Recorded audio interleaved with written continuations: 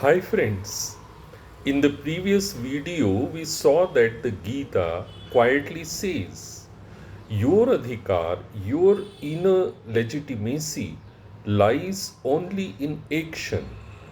But very soon, Krishna says something that appears to undo this entirely. All actions are carried out by the forces of nature. So the question is unavoidable. If nature acts, what exactly are we responsible for? And if we are not the doer, why does responsibility not disappear altogether?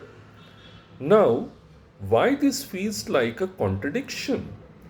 On the surface, the statements collide. One says you are responsible in action, the other says action is not yours at all. Many readers choose one side and discard the other. But the Gita refuses to simplify this tension.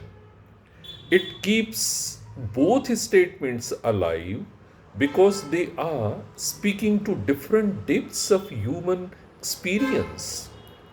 These are two ways of speaking about the same life.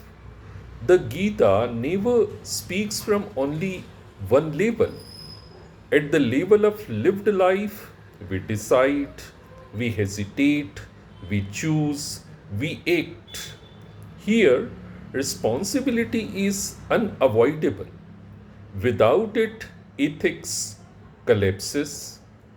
At a deeper level, the body moves by habits, the mind reacts by tendencies, the senses respond by conditioning. Seen from here, action unfolds through nature. The Gita does not cancel either view. It teaches us to hold both without confusion. When Krishna says all action is done by nature, he is not advising indifference.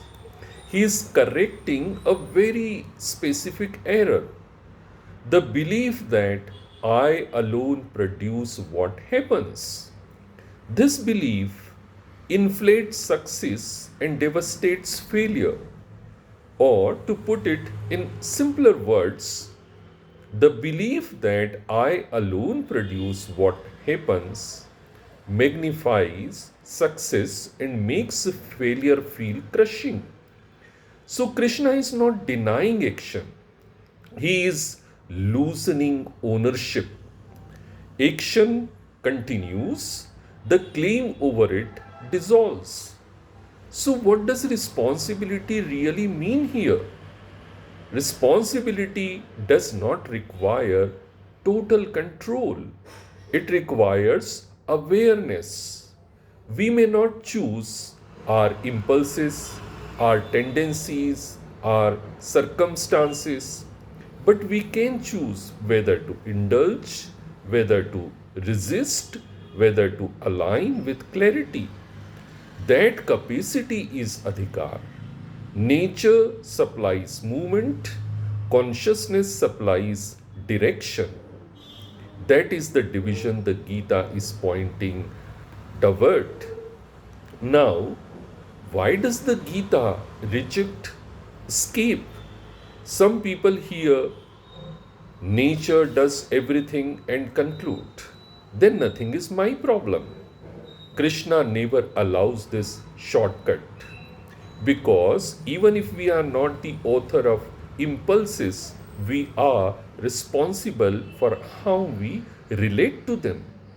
Freedom is not denial of causation, freedom is non identification. But what do we mean when we say freedom is not denial of causation, freedom is non identification? Freedom does not come from pretending that cause and effect don't exist. Our thoughts, emotions, habits, fears, and reactions all have causes. Upbringing, past experiences, social conditioning, biological tendencies, memories, and impressions. So, freedom doesn't mean nothing influences me.